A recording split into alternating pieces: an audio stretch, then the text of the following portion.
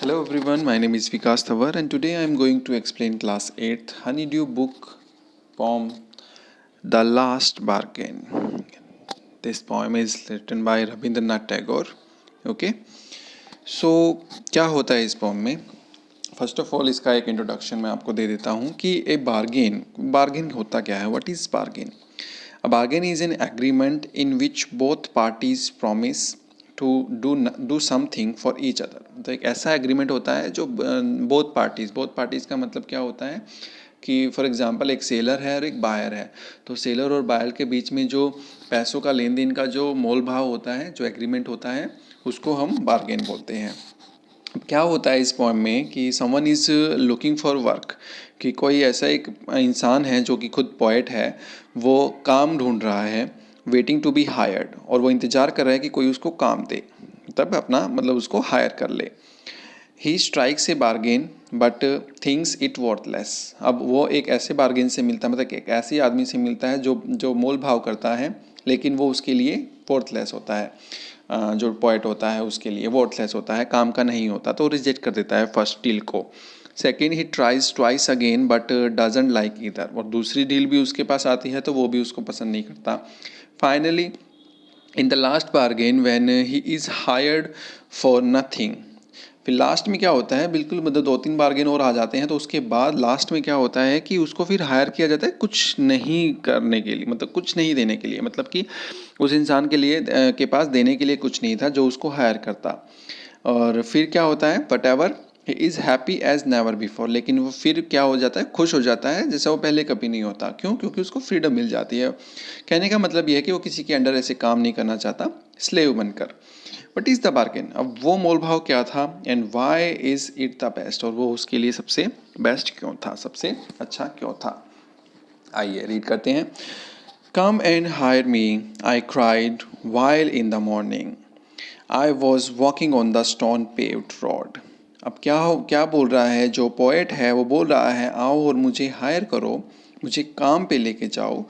I cried, मैं चिल्लाता हूँ, वाइल इन द मॉर्निंग, जब सुबह वो चल रहा होता है, जा रहा होता है, मतलब कि it is the time of morning, morning का टाइम है ये. I was walking on the stone paved road, एक जो बहुत ही डिफ़िकल्टी वाला जो रास्ता है जिसको स्टोन पेव्ड रोड है, मतलब पत्थरों से भरा हुआ जो रास्ता है, उस पर वो चल रहा है.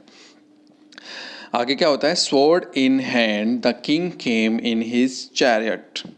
अब अपने चैरियट यानी कि जो रथ होता है, जो जैसे आगे 2 घोड़े होते हैं, पीछे एक रथ होता है, मतलब वो उस टाइप के एक चैरियट में एक राजा अपनी तलवार के साथ आता है वहाँ पर, और वो बोलता है he held my hand and said, और उसने मेरा हाथ पकड़ा. मतलब जो पोएट है वो बोलता है उस राजा ने मेरा हाथ पकड़ा और उसने कहा I will hire you with my power. मैं तुम्हें अपनी शक्ति के साथ हायर करता हूँ, हायर करूँगा. ठीक है, मतलब कि तुम मेरे साथ चलो, मेरे पास पावर है, मैं तुम्हें पावर दूंगा. But this power counted for not, लेकिन जो ये पावर थी वो मतलब उसके लिए कोई मायने नहीं रखती थी. नॉट मतलब nothing. And he went away in his chariot, और उसको ये डील मना कर देता है, बार्गेन मना कर देता है, और वो राजा अपने चैरिट में वापस चला जाता है. कहने का मतलब है कि जो फर्स्ट स्टैंजा है इसका, उसमें पावर की बात की गई है कि राजा आता है अपनी पावर के साथ और अपनी पावर से उसको ख़रीदना चाहता है, लेकिन वो आदमी मना कर देता है. ठीक है, मतलब कि मॉर्निंग का टाइम है ये, फिलहाल मॉर्निंग टाइम डिस्क्राइब हो रहा है यहाँ पर. दूसरा आगे क्या होता है, आगे देखते हैं. In the heat of the mid day the houses stood with shut doors.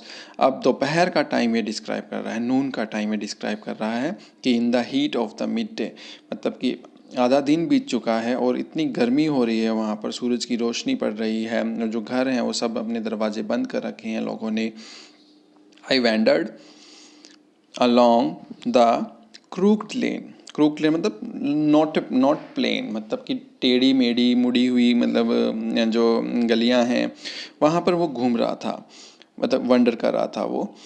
An old man came out with his bag of gold. एक बूढ़ा आदमी आता है जिसके हाथ में एक सोने का, मतलब सोने से भरा हुआ बैग होता है. ही पॉन्डर्ड एंड सेड, उसने थोड़ी देर सोचा, पॉन्डर्ड मतलब सोचना, उसने थोड़ी देर सोचा और फिर कहा, बोला I will hire you with my money, मैं तुम्हें हायर करता हूँ अपने पैसों के साथ. तो अपने पैसा देकर उसको ख़रीदना चाहता था वो. ठीक है, he weighed his coin one by one, अब वो काउंट करता है अपने कॉइन को, जो गोल्ड कॉइन होते हैं उनको वन बाय वन वो काउंट करता है। बट आई टर्नड अवे, लेकिन मैं वापस मुड़ जाता हूँ। और इसका कहने का मतलब ये कि ही टर्नड अवे, और उसने वो डील रिफ्यूज़ कर दी है, ही डिनाइड, उसने मना कर दिया है उस डील को लेने के लिए। ठीक है, तो जो सेकंड पैरा है उसमें वेल्थ की बात की गई है, मनी की बात की गई है कि someone is trying to hire with his money, मतलब अपने पैसों के साथ उसको हायर करना चाहता है वो। ठीक है, लेकिन जो अपना पोएट है वो मना कर देता है। ठीक है, अब आगे क्या होता है कि आगे देखते हैं उसको कुछ मिलता है या नहीं मिलता। तो इट वॉज इवनिंग, अब शाम का टाइम हो गया। ठीक है, शाम का टाइम हो गया है। अब the garden has was all A floor, अब जो बगीचा है वहाँ पर उसकी जो फेंस है, मतलब कि जो फूलों से बनी हुई जो फेंस है वो बनी हुई थी वहाँ पर। A fair made came out and said, एक सुंदर सी एक मेड आती है वहाँ पर, जो शायद जो इस गार्डन की रखवाली करती है वो आती है वहाँ पर और बोलती है, I will hire you with a smile, कि मैं तुम्हें अपनी, मेरी जो स्माइल है उसके साथ मैं तुम्हें खरीदना चाहती हूँ। ठीक है, मतलब कि वो अपनी ब्यूटी को शो करना चाहती थी, ब्यूटी के साथ उसको खरीदना चाहती थी, उसको काम दिलाना चाहती थी। Her smile पेल्ड and melted into tears and she went back alone into the dark. अब थोड़े टाइम के बाद क्या होता है, जो स्माइल होती है वो हमेशा थोड़ी ना रहती है फेस पे, तो वो थोड़े टाइम के बाद क्या होती है, उसकी स्माइल बिल्कुल फीकी पड़ जाती है, पेल हो जाती है, एंड मेल्टेड इनटू टीयर, और कन्वर्ट हो जाती है किसमें, आंसुओं में कन्वर्ट हो जाती है वो, और वो वापस वहाँ से अकेले अंधेरे में चली जाती है, मतलब अंधेरा ही अंधेरा हो जाता है। फिर अब जो अपना जो पोइट होता है, ठीक है, अब उसके वो भी अब अंधेरे में ही है, मतलब बिल्कुल डार्क हो जाता है। अब आगे क्या होता है, तो इस पैरे में क्या होता है कि वो ब्यूटी को शो करना चाहती है, मतलब ब्यूटी से उस इंसान को खरीदना चाहती है, काम दिलाना चाहती है। Next is the sun glistened on the sand, अब जो सूरज है अगले दिन अब फ्रेश एक स्टार्ट होती है, सूरज क्या हो रहा है, जो अपना जो मिट्टी है उसके ऊपर शाइन कर रहा है, ग्लिसन कर रहा है। And the sea waves broke waywardly, और जो समुद्र की जो लहरें हैं वो क्या हो रही हैं, अपनी मर्जी से उड़ रही, चल रही हैं, मतलब टूट रही हैं, इधर उधर बह रही हैं। A child set playing with shells, और वहाँ पर क्या होता है कि जैसे बीच होता है तो वहाँ पर एक बच्चा एक शेल्स के साथ खेल रहा होता है। ठीक है, शेल के साथ सीपीयू के साथ खेल रहा होता है। He raised his head and seemed to know me and said, उसने अपना चेहरा अपना ऊपर उठाया और ऐसा लग रहा था उस आदमी को कि ये बच्चा मुझे जानता है, और वो बोलता है मुझे, I hire you with nothing, कि मैं तुम्हें मतलब हायर कर लेता हूँ लेकिन मेरे पास देने के लिए कुछ नहीं है, मतलब यू आर फ्री, मतलब कि मैं तुम्हें हायर करता हूँ लेकिन मुझे, मेरे पास देने के लिए कुछ नहीं है तुम्हें।